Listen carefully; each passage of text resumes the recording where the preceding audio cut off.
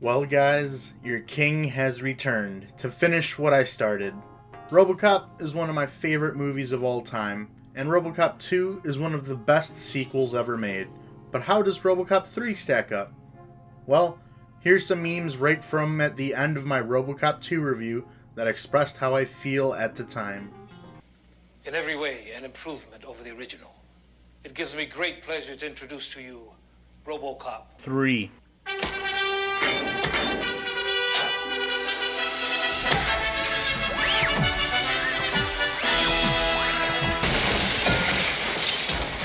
Come quietly or there will be trouble. Fuck you! Have my feelings changed, or do I still think that Robocop 3 is a huge stinker? Well, the most common viewpoint is that coming off of the greatness of the first two, this movie sucks, and to be fair, it does. Well, after having watched Robocop 3 a bunch of times, I have a lot of critiques and a lot of things to say about it, and most of them aren't very good. However, there are some parts that are so bad they're good. That is blasphemous! Which parts are good, bad, and so bad they're good? Well, let's dive into the plot and then we'll get into the nitty-gritty of the film.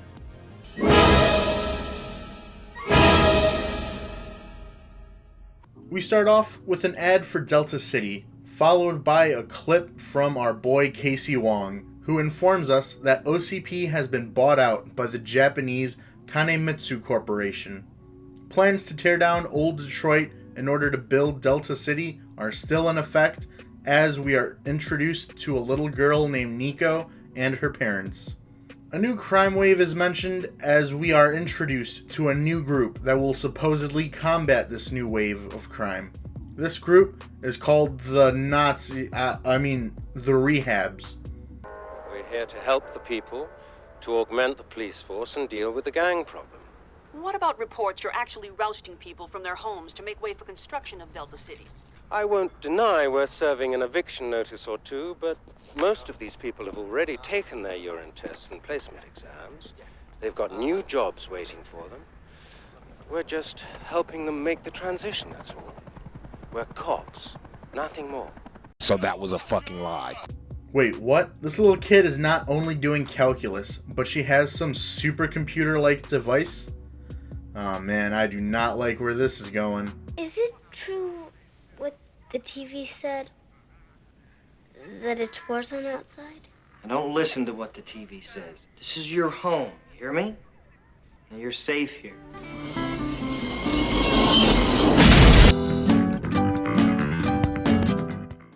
We get to witness this new urban pacification force forcibly remove people from their homes, as we are introduced to a freedom fighter, Bertha, played by CCH Pounder.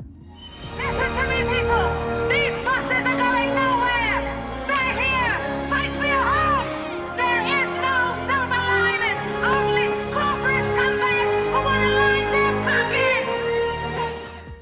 Nico is separated from her parents, who are driven away on a bus. After a run-in with a rehab soldier, Nico is saved by some rebels. These rebels then think it's a great idea to bring Nico along to a police armory that they plan to rob in order to fight back against the rehabs. However, they are soon stopped by an old friend of ours, Ed 209. That is when, and I shit you not, this is not a joke, Nico takes her MacBook Pro and hacks into Ed 209's systems. She then uses Ed 209 in order to help break into the facility.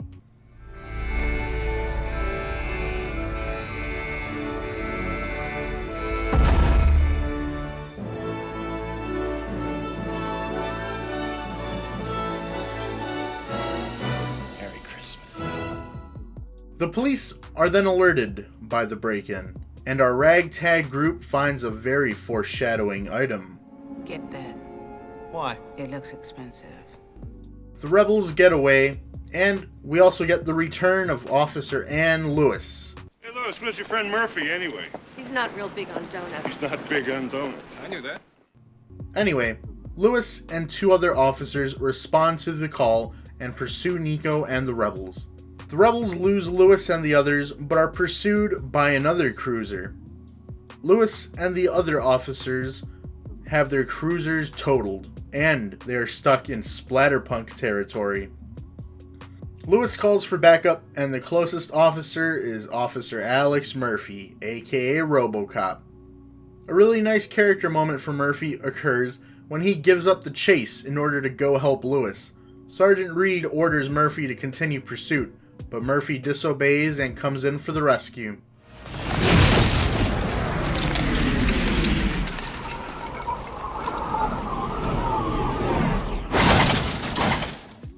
The CEO of Kanemitsu Corporation is not pleased with OCP's incompetence and lack of speed in the construction of Delta City, and he sends in an agent to course correct OCP and put them back on schedule.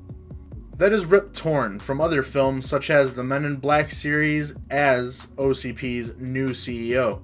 Sadly, the old CEO of OCP was played by actor Dan O'Herlihy, who declined to reprise his role after reading the script for Robocop 3. And airing for the first time anywhere, exclusively on Bag King Brian's YouTube channel, we have a faithful reenactment of what it was like when Dan O'Herlihy read the Robocop 3 script. I hope you enjoy this reenactment. I'm sorry, I can't even read this. Come on, this is bullshit. Are you buying this?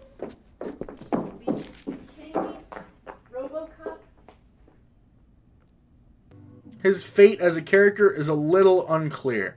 Our esteemed former chairman had a dream. He called it Delta City.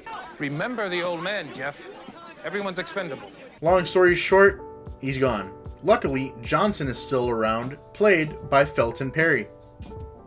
Rip Torn is a damn good actor, but they make him and most of the other staff from OCP look like bumbling idiots. We'll come back to this point later though. And yes, your eyes do not deceive you, that is Bradley Whitford as Fleck, in charge of security concepts. By the way, similar to how the ex-CEO was simply known as the old man, Rip's character is only known as the CEO.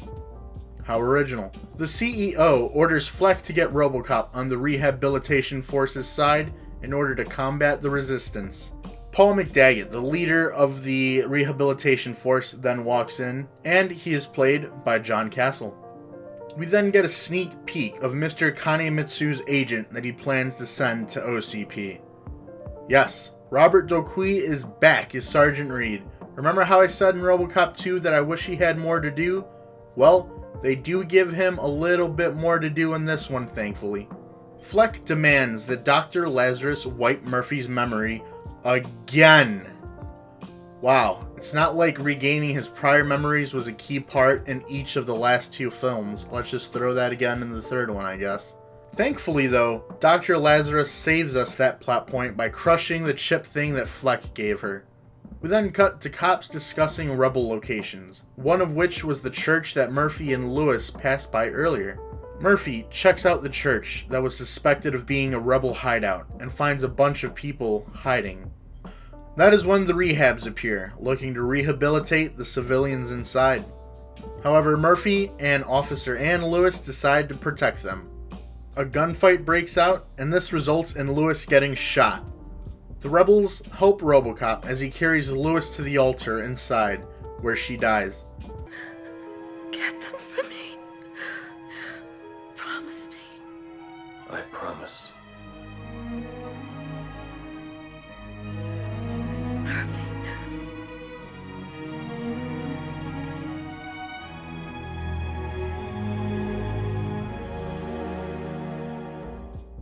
Robocop joins the rebels as they escape into the sewers. One of the rebels, named Coons, very obviously shows us that he is an obvious traitor. It's not worth it. It is not worth this shit! Robocop is framed by the rehab force for the death of Ann Lewis.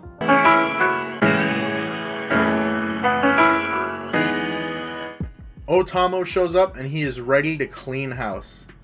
And real quick, it's important to note that whenever Otamo is on screen, or at least most of the time, his character theme is very Japanese. I mean, like, it's generic as hell.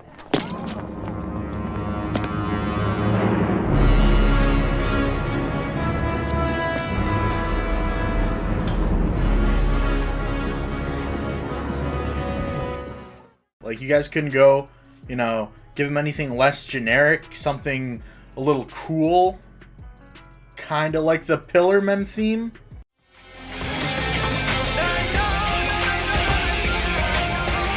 Wamu! 目覚めたまえ、我が主たちよ。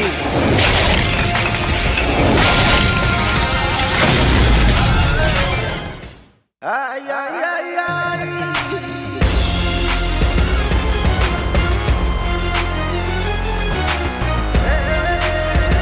Is that a JoJo reference? I know. It's hard to compare anything to the Pillarmen theme because the Pillarmen theme is top quality shit.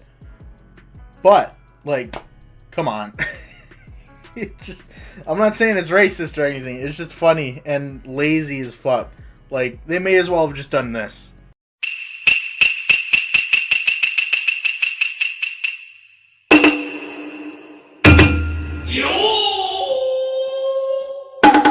Oh my god, things have gone off the rails. Am I even going to keep this part in?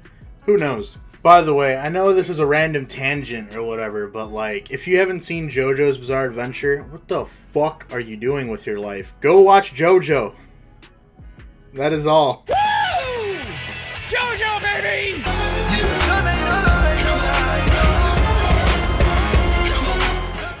And now back to your regularly scheduled program. Johnson suggests to the CEO that they use the police and integrate them into the rehab group. We cut to the rebels' base.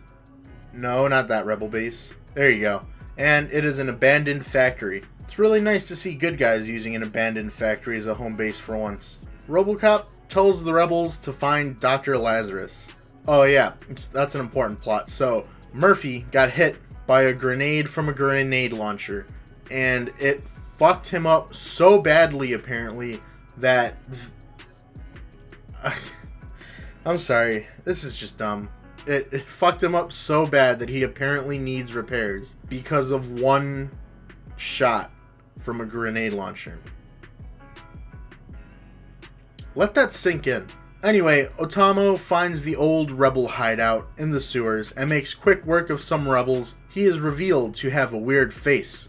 And he finds a map. Oh my god, it's like The Last of Us 2 all over again. Now I know where Neil Druckmann got it from. Like, ugh, I hate this trope in media and movies, film. Oh my, it's so lazy. Dr. Lazarus decides to help the rebels and Robocop gets fixed. Hey look, it's footage from a better movie. We get to see into Murphy's head, and this happens.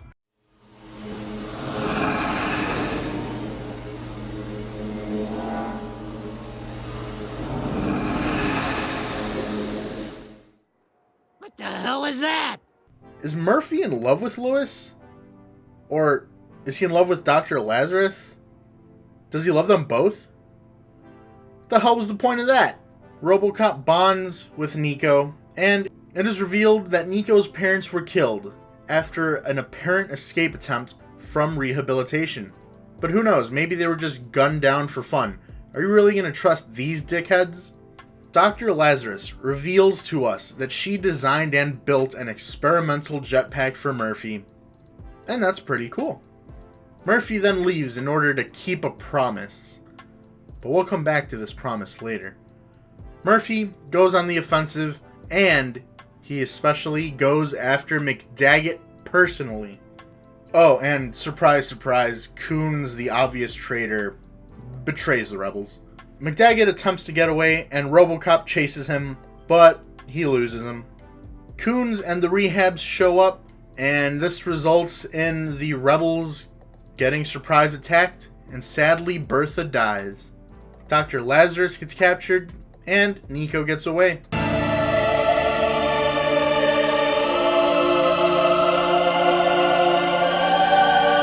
McDaggett takes over the police station, but Sergeant Reed refuses to be used as a corporate puppet any longer, and he and all of the other cops all quit. That gives McDaggett an idea to recruit the splatterpunks to his side. Nico goes on a bit of a rescue mission and attempts to rescue Dr. Lazarus. The rebels are in shambles, but Reed and a group of officers show up to fight for them and their homes, and he deputizes the rebels on the spot. Robocop returns to the rebel base. There, he gets attacked by Otomo, and you would think this would be one of the coolest fights ever, because you've got Robocop fighting a samurai ninja cyborg. Nobody messes with the samurai. But this is one of the lamest fights I've ever seen in a big budget action film. Meanwhile, the rebels and cops clash with the rehabs and splatterpunks. McDaggett turns on the CEO, as he has been making deals with Kanemitsu in secret. Robocop shows up with his jet... Oh, by the way, Robocop beat Otomo. And then he shows up with his jetpack and blows up a tank. Half of the time, the stunt doesn't look too bad. And the other half, it's really goofy and looks bad, but I love it. It's awesome in a so bad it's good kind of way. Listen, we've jumped the shark a long time ago, so it's just cool to have some goofy fun here by the end. Robocop confronts McDaggett. And surprise, surprise, there's not one, but two more Otomos. Just wait, if you thought the first fight against Robocop was lame, oh, it gets even lamer. Robocop takes his jetpack, gets out of there with Dr. Lazarus and Nico, and, well...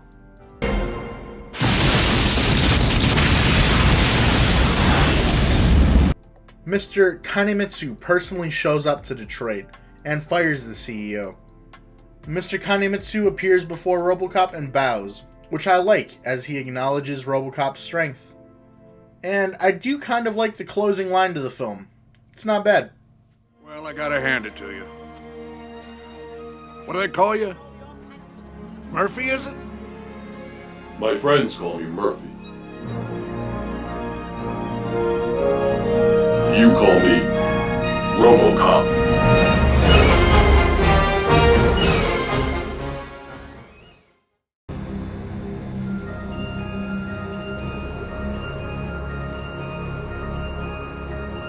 Alright, so for characters, I don't know why, but let's just talk about Bradley Whitford real quick. Bradley Whitford is pretty entertaining as an asshole lawyer.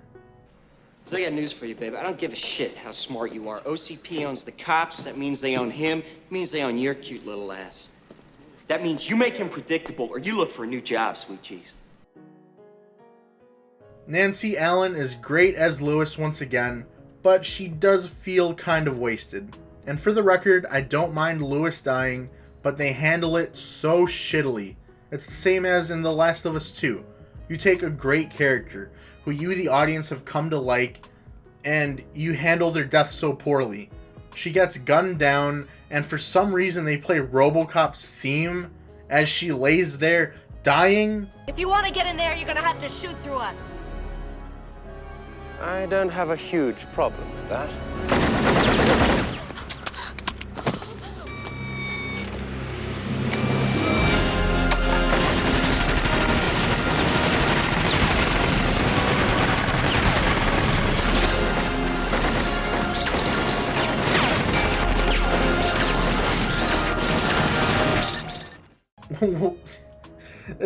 This is not the time to be playing Robocop's theme, okay? And for the record, I really hate the line of her telling Robocop to get them for her. Get them for me. Promise me. I promise. It starts off strong with her in the beginning. When she gets introduced, it feels kind of epic.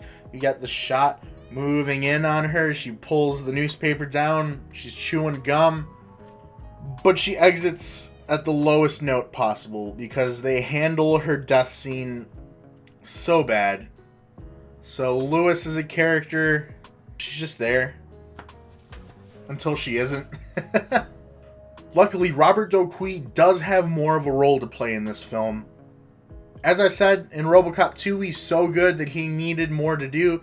Well, Robocop 3 answered my prayers and not only gave him the best scene in the movie, but they even gave him another scene that is also one of the best scenes in the film.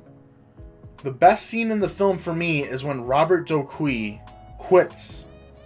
He has had to deal with OCP's crap over the course of 3 films now, and after being ordered to incorporate some of his officers into the rehabs in order to force civilians out of Detroit, he takes a stand and is the first one to do so as he quits, resulting in the rest of the force quitting as well. The track that plays during this scene is great too. I just love the scene. We don't do that kind of work. That was a direct order, Sergeant. Driving people out of their homes is no work for a cop. No, Sergeant. 15 years on the force is quite an investment. Your job, your pension. Maybe instead of worrying about these squatter people, you might think about your own family. I am.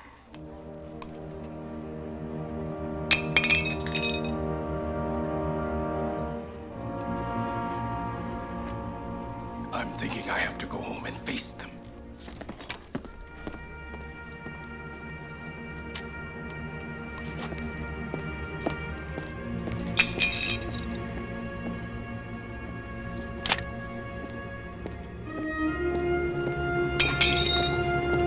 You can't do this. Look, you are employees of OCP. Now remember that. You're jeopardizing your retirement benefits! Not only do they give him that, but he even comes back with a bunch of his fellow officers, and without being asked to, he steps up to fight for the civilians of Detroit and deputizes the rebels, and he even leads the rebels and officers in battle for a little bit. At least the little bit that we get to see. Folks, in about 45 minutes, the rehabs are coming to blow you out of your neighborhood. I want you to take your kids and anybody who shouldn't be fighting to the basement. The rest of you are hereby deputized by the Detroit Police Department. It's time to show how real cops kick ass. Sergeant Reed even gets one of the best lines in the film. Do you know there's a warrant out for your arrest? Yes. I was just checking. Now let's talk about Murphy. This movie is the one that made me realize part of the reason why Robocop worked so well in the first place. That reason? Peter Weller. The man was born to play this role. In Robocop 1 and 2, he just brings such a presence and intensity that can never be matched. His mannerisms and physicality as he walks, even his ability to act without even having to utter a word is amazing. 2 of the scenes that show how good he is in the role without even having to talk are when we see his face for the first time in the first film and when he is scolded by Shyster in the second.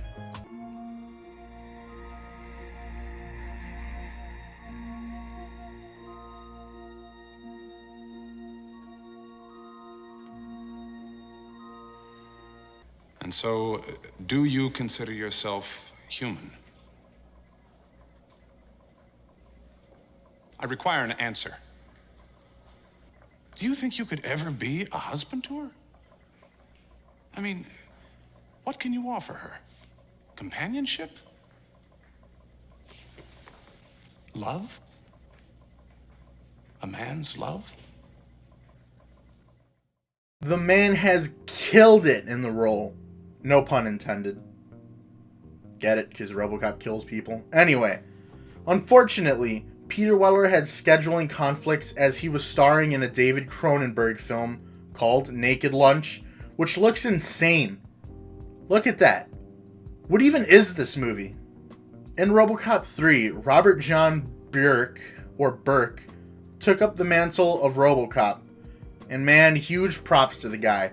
This is a big role to fill, and it takes some courage to walk in the footsteps of Peter Weller. Some of you might not know Robert Bjork by name, but I guarantee you'd recognize his face, as you've probably seen him in plenty of roles over the years. He's been in Law & Order SVU, Two Guns, Black Klansman, Gossip Girl, Rescue Me, Generation Kill, Oz, and plenty more. He's been in plenty of films and TV shows. The man has a long resume, and he's a good actor. He tries his best, but it just doesn't cut it in Robocop 3. His voice feels way off, and some of it is in the writing, to be fair. They don't give him much to work with. They give him too many goofy, lame one-liners, and I won't say he's bad, he's just passable in the role. I kind of got used to him after a while, but again, he doesn't hold a candle to Peter Weller, and I don't think anybody ever could. Murphy as a character does have two pretty cool character moments. The first being when he disobeys Sergeant Reed's orders to continue pursuing the rebels, and instead decide to go and help Lewis, who's in trouble. And the second one, which I do think is pretty good too, is where he has to fight between his two prime directives of protecting civilians and upholding the law. We don't want you. We have reason to believe there are squatters in that structure. Now step away from the door. There's civilians inside. They're just trying to stay warm. Those people belong in the nearest rehabilitation center. Some of them are armed terrorists. Now step away from the door, or you'll be cited for obstructing justice. Look, I'm not going to ask politely next time. Now step away from the door. This is your final warning.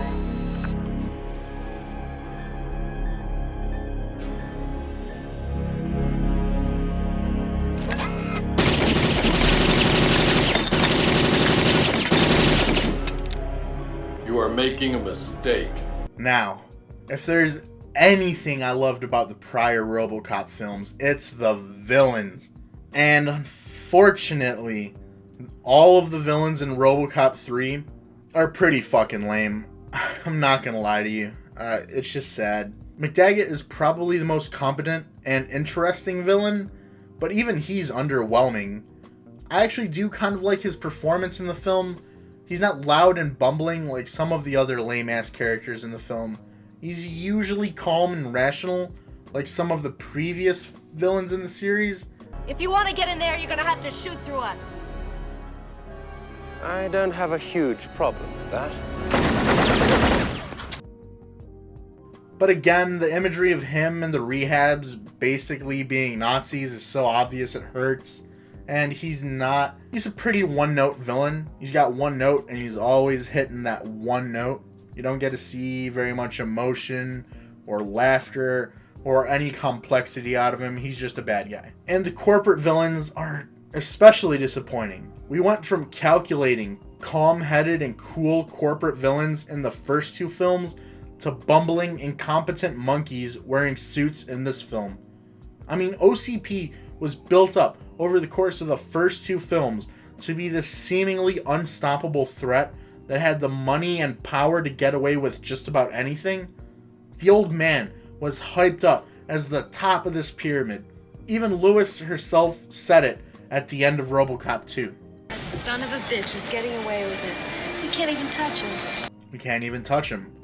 But this huge, scary corporation that is seemingly unstoppable becomes this dying, bankrupt, pathetic excuse of a company. It basically becomes GameStop. The cold, cruel, and calculating corporate villains have become jokes. Oh, great. Let me make it real clear for you. He doesn't have a name. He's got a program. He's product. Is that clear? Sure. I say we pull him in, run a systems check for Take works. a week, maybe 10 minutes. You want to take him offline because he had a dream? What, are you kidding? Let's get out of here. Listen, Reed, try and keep one thing in mind. This project doesn't concern cops. It's classified. It's OCP. You got it, mister? Yeah, I got it. Right, come in, officer. You know I don't usually see anyone without an appointment, but in your case, I'll make an exception. You are under arrest. Oh? On what charge? aiding and abetting a known felon. Sounds like I'm in a lot of trouble.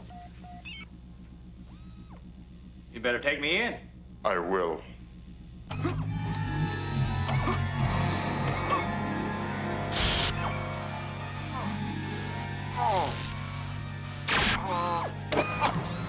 What's the matter, officer?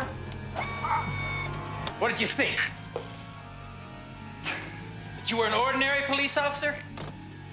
You're our product. And we can't very well have our products turning against us, can we?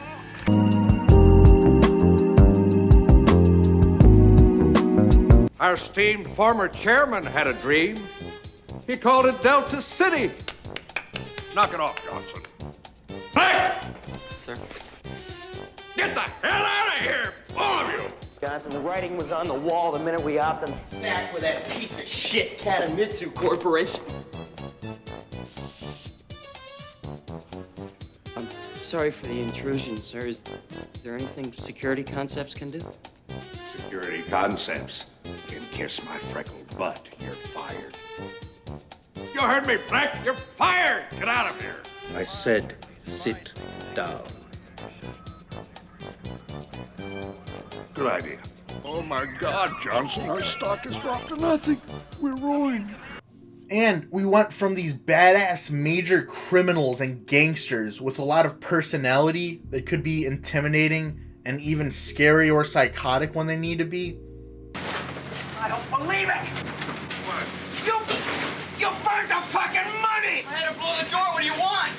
It's as good as Mark, you asshole! You stupid asshole! A few moments later. Oh, shit, Clarence, my leg! Ah, Leon!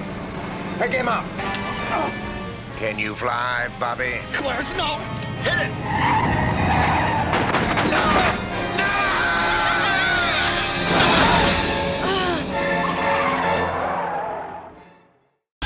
River Rouge, the old sludge plant.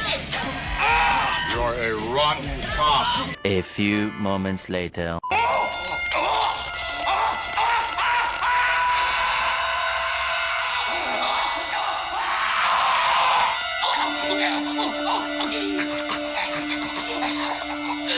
You said you were just gonna scare him! Doesn't he look scared? And most importantly, they could balance between being cruel villains to calm thinkers who also knew when to smile and have a laugh or have some fun. You probably don't think I'm a very nice guy, do you? Buddy, I think you're slime. Watch this. Wait a minute, wait, Clarence!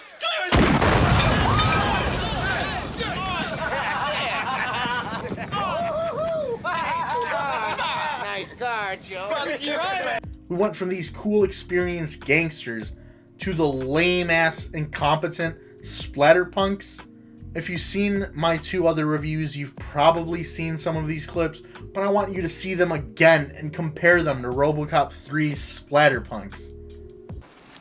A lot of people would love to see a guy like me, a guy like you, out of business.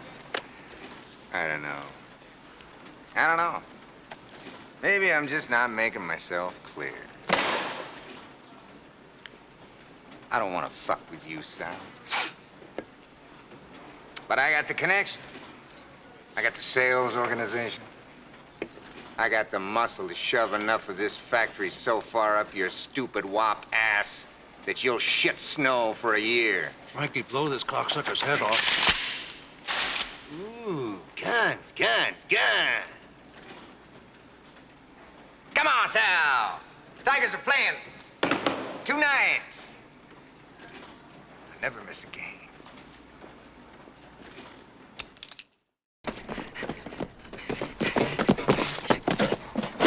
Clock it, Jack! Make his own invasion!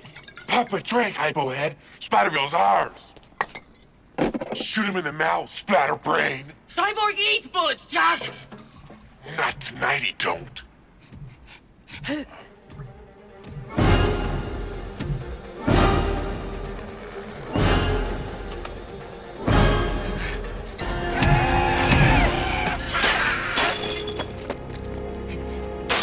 You serious? And real quick, while we're talking about the villains, big ups to the man Felton Perry.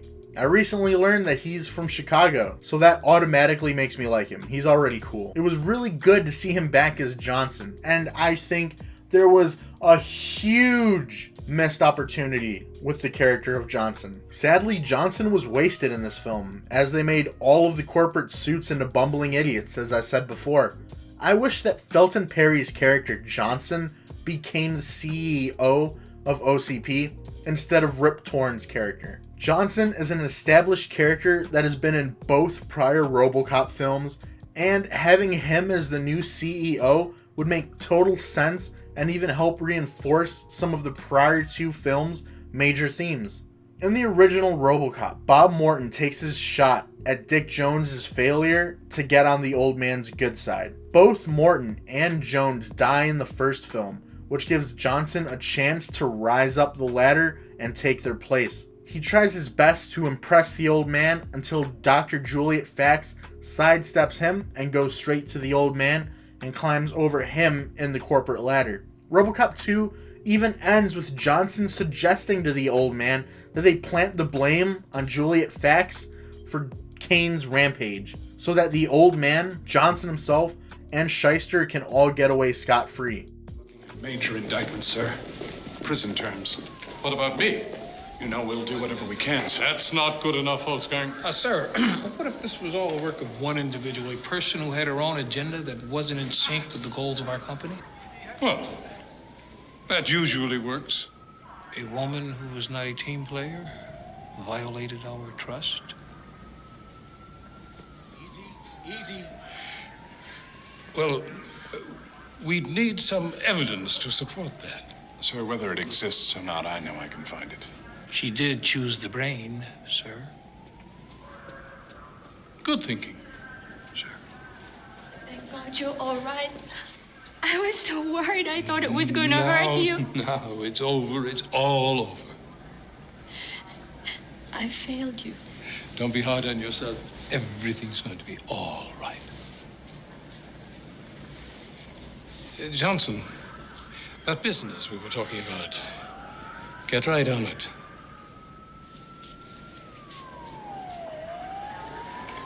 Yes, sir. So we've seen that Johnson himself can be a little ruthless and devious. So it would make perfect sense for Johnson to climb his way all the way to the very top. Maybe he planted some evidence or framed the old man, resulting in him being sent to prison. Or what if Johnson orchestrated the old man's death so that he could climb to the top as the new leader of OCP? If you've seen Robocop 2, maybe you haven't noticed, but there was clear directions for Johnson to mimic the old man's mannerisms. When you see them on screen, Johnson usually has the same pose as him and walks exactly the same as the old man. Johnson walks in sync with the old man because he's trying to copy him and suck up to the old man because he wants to be on the old man's good side. So it would have been great if he somehow betrayed the old man and took his place. It would make a great continuation and end for Johnson's character if Johnson turned bad. Him going from not being much of a bad guy in the first to becoming a bit colder and more ruthless over the course of 2 to just a straight up villain in Robocop 3 would have been excellent. Johnson even already has ties with Murphy spanning all the way back to the first film. He was there by Bob Morton's side as they turned Murphy into Robocop. What do you think, Johnson? Well, he signed the release forms when he joined the force. He's legally dead. We can do pretty much what we want to. He was there in Robocop 2 as he was the one in charge of Murphy, aka Robocop.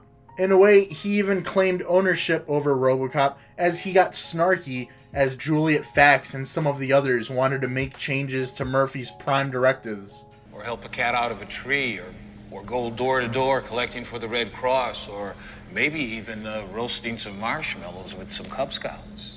In that very same one, he was even in charge of creating a new Robocop.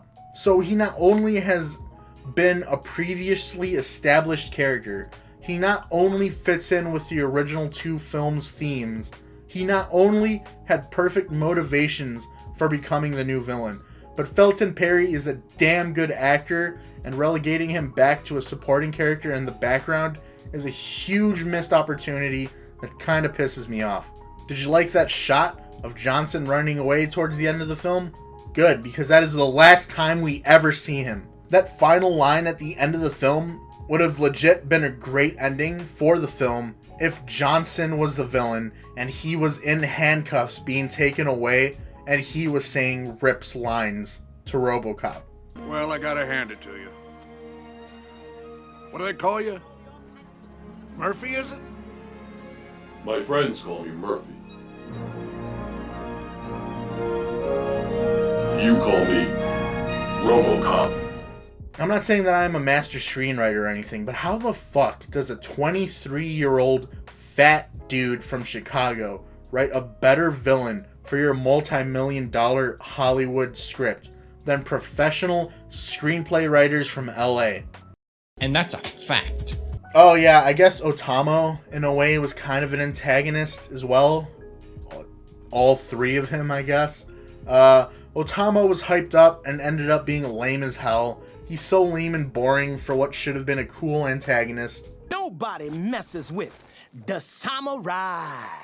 Part of it is his action. His action scenes are completely just garbage, but we'll get into it later when we talk about the film's action.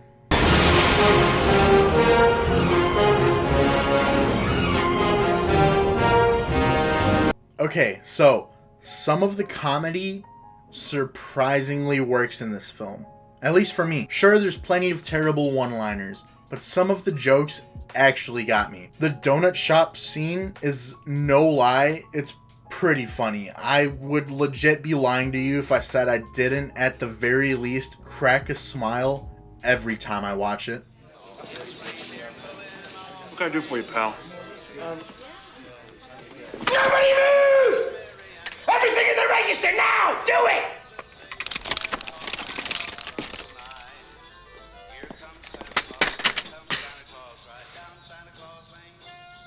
What's it like being a rocket scientist? I love the dude pestering Sheriff Reed about the different super cops they got. Alright, you got a Robocop. You got an alien cop. Huh? You got a ghost cop? Leon, I told you I don't have time. You got a vampire cop? We even get some of the dark humor that reminds me of the first two films, and I find it hilarious as OCP crumbles and some of the executives just start killing themselves. It's dark, but it is pretty funny. Take a look around, will you? It's the fall of Rome around here. It's Darwin time, you know what I'm saying? It can't be that bad. Honey, can you hear me? Are you there? Every corporation goes through this sort of thing. What's happening? Arnott just went out the window. That's the fourth one this month. Chicken shit. I'd eat a bullet myself. Less showy. There were even some visual gags that made me crack a smile, like in the final battle where there's an old lady with an Uzi fighting back against the rehabs and splatterpunks. Another one that actually completely caught me by surprise was Robocop using some pimp's car for a high-speed chase. My time, money, I told you. And I'm not gonna tell you again. You I understand must me? commandeer your vehicle for police use. What issues? Problems, sucker! I mean, officer?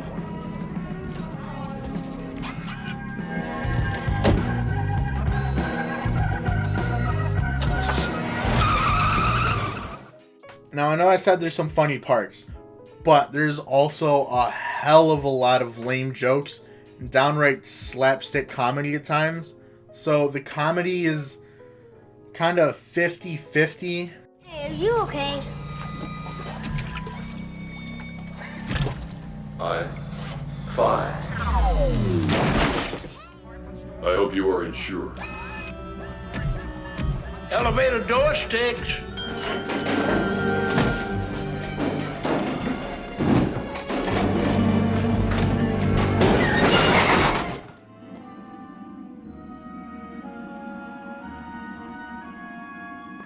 It's nowhere near as funny as the first two films, but there were definitely moments that had me chuckling to myself.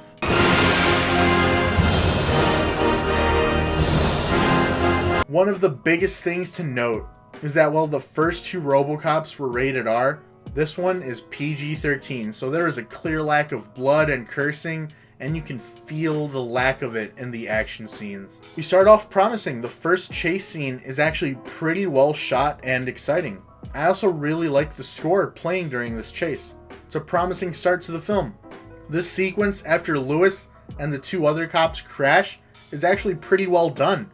It's well shot and kind of suspenseful. I love the hyena laughs the splatterpunks do as they mess with the cops by throwing Molotov cocktails to distract them until they run out of ammo so that the splatterpunks can run up on them with chains and melee weapons.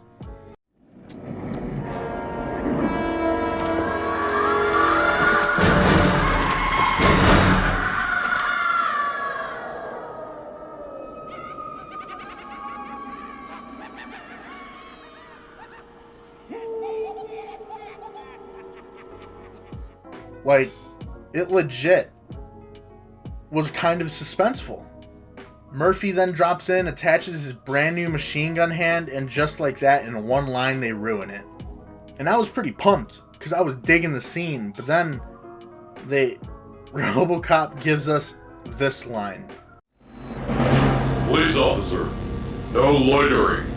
They do manage to bring it back around, though, by blasting Robocop's theme as he mows down some of the splatterpunks.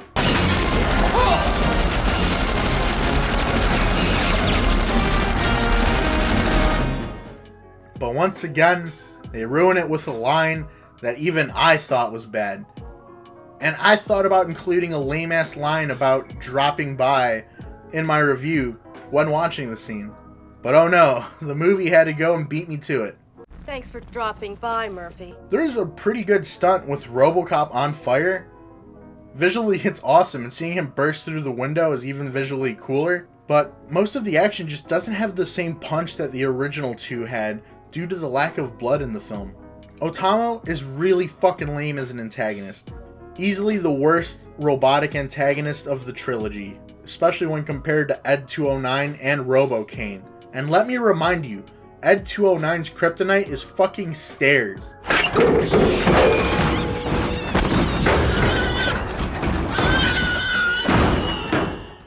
Are flips the only thing this guy is programmed to do? Otamo's fights and choreography is so lame. The first Robocop vs. Otamo fight makes Power Rangers look like John Wick.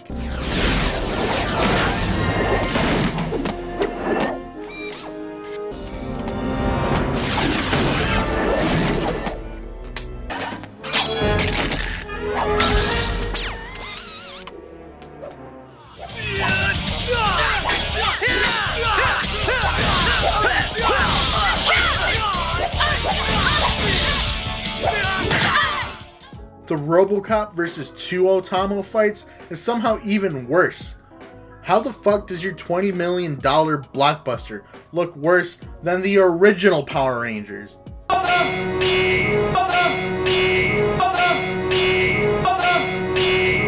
Don't even get me started on some of the later seasons of Power Rangers that actually look kinda good.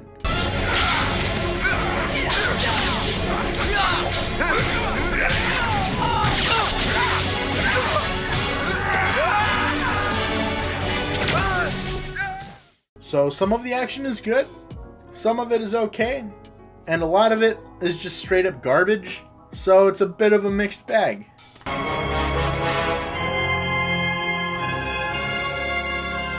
The composer from the first Robocop film is back for this one. I love the score and especially the theme for Robocop from the first film. All I can say about this score is that it's pretty good, but I also have a lot of problems with it. The score and music choices are very hit or miss. Hearing Robocop's theme is great, but they overuse it. I'm not kidding, they blast Robocop's theme at least 8 different times that I caught. And sometimes it doesn't even fit the scene that they play it during. Hearing Robocop's theme when he flies through the air, blows up a tank, and mows down some splatterpunks is pretty great.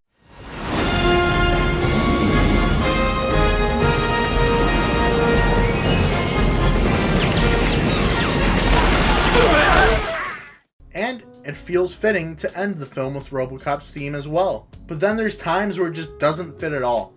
For example, they played Robocop's theme when McDaggett and his rehabs open fire, resulting in Lewis's death. Lewis is dying on the ground, and for some reason, Robocop's theme is blasting as she loses blood. Why? They also play his theme again for something as boring as Robocop crawling on the ground. I repeat, time is running out. OCP is the enemy. For God's sake, help us. Innocent people are dying.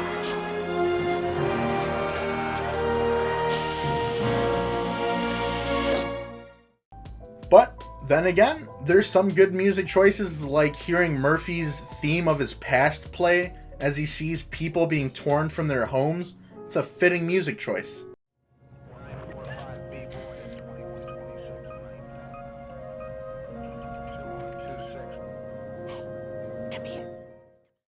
The song playing during the first chase of the film is also pretty good.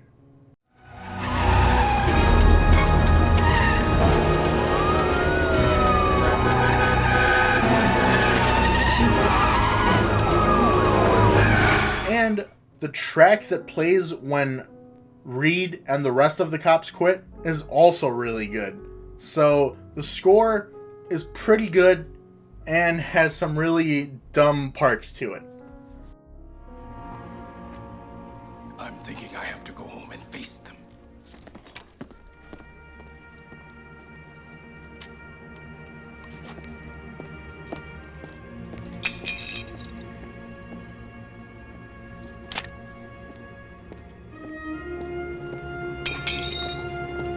You can't do this. Look, you are employees of OCP. Now remember that. You're jeopardizing your retirement benefits.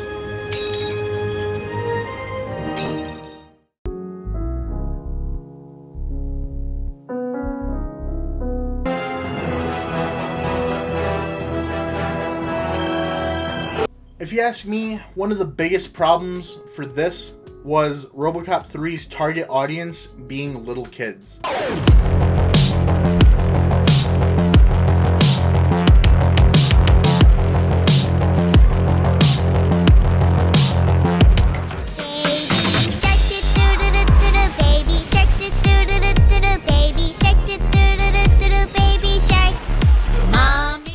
Robocop 1 and 2 had plenty of gore and swearing. The films themselves tackled mature themes that kids wouldn't probably pick up on, like corporate greed and violence. However, the producers in studio had been aiming for children as a core demographic for a long time now, prior to even Robocop 2 being released.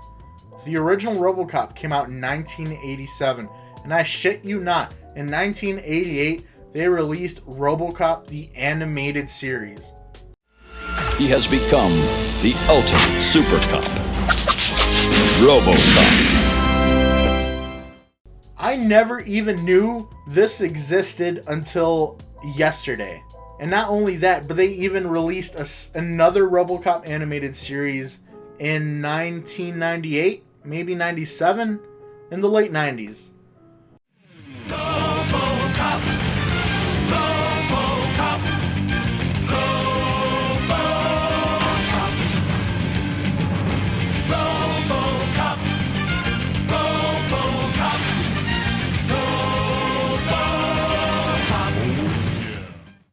Robocop 2 was released in 1990, 2 years after the animated series was released, but at least it kept its mature rating and themes. In Robocop 3, they dived headfirst into making Robocop child-friendly. Here's an example of a child character from Robocop 2. You look a little out of breath, bitch.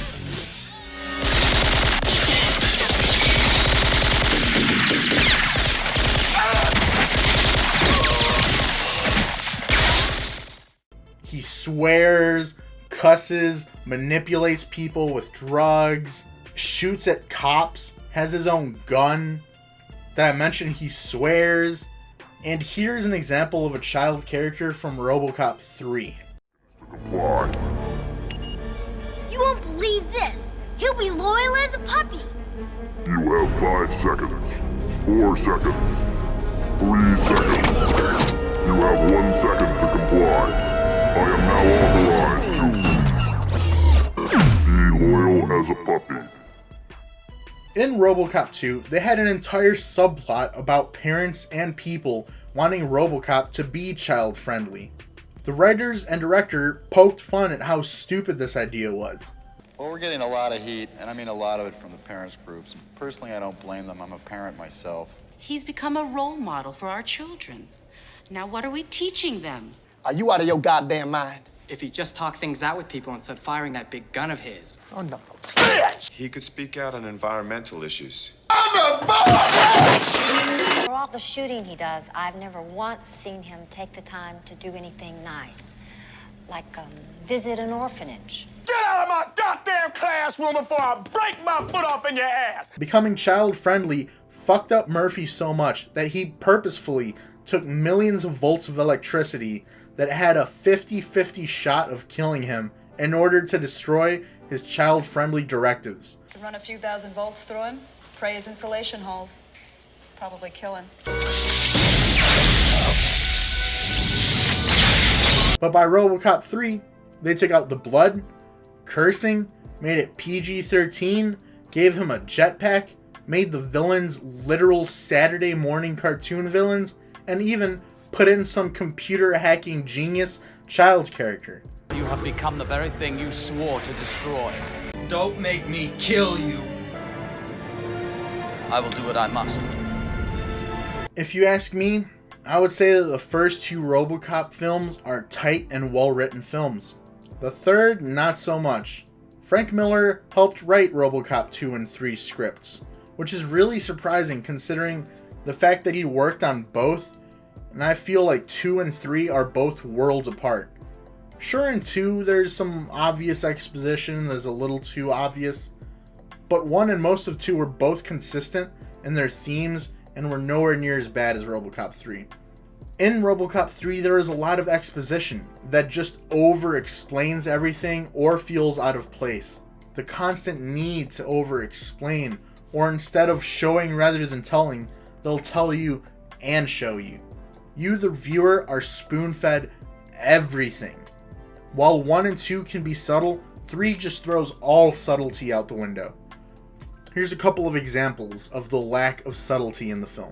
Right at the beginning of the film, I happened to notice, while they were talking about forcibly evicting people from their homes on the news, McDaggett holds up an eviction notice, and if you pay close attention, you can see one of those exact eviction notices sitting on the table right behind Nico. They then cut away to Nico and her father as their apartment complex is being demolished without warning while they are still in it. And I thought to myself, that was pretty awesome. If you pay close attention as an audience member, that is a really good and subtle foreshadowing, or a really good example of immediate plant and payoff. But of course they just couldn't help themselves.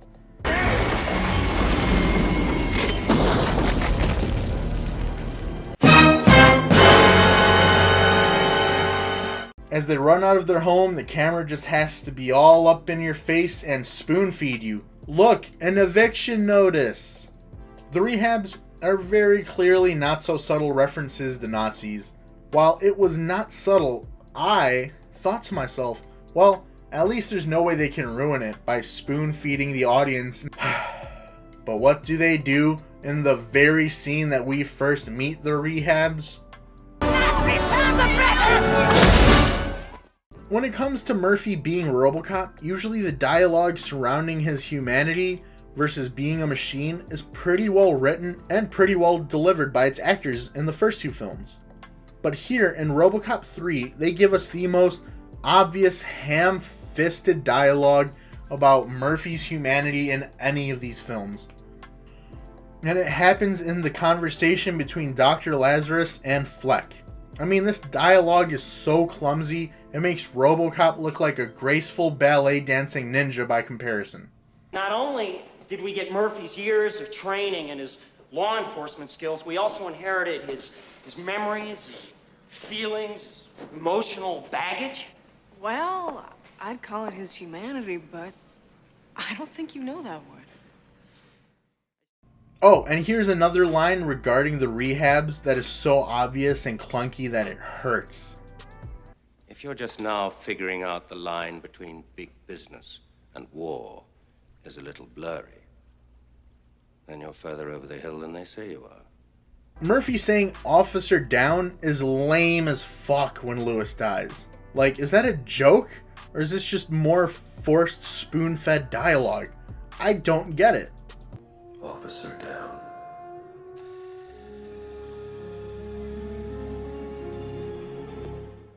Also, regarding Lewis's death, I wish they were more subtle and that she died in his arms, unable to even mutter a word.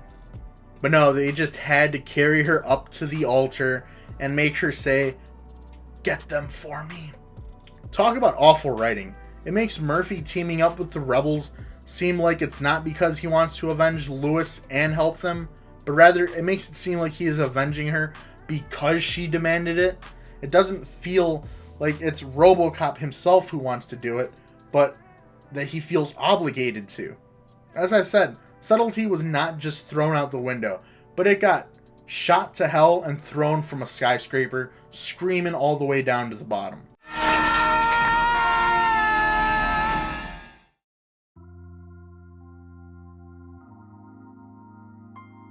Well, you know how I feel about Robocop 1, you know how I feel about Robocop 2, but how do I feel about Robocop 3? Sorry to say, but Robocop 3 is trash. It's garbage.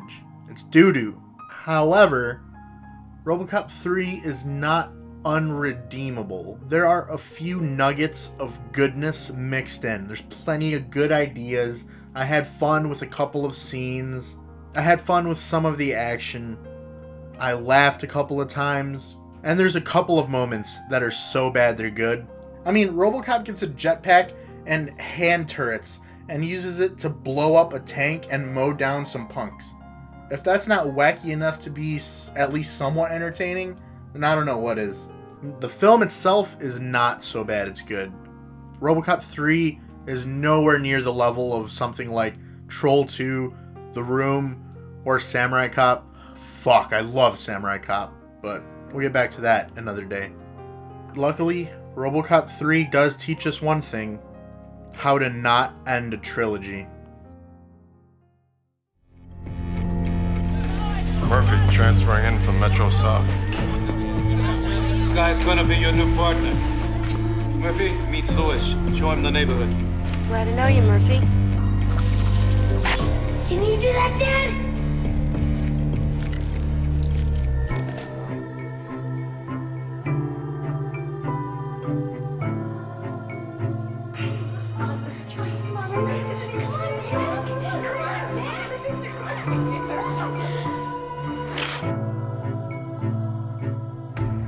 I really have to tell you something.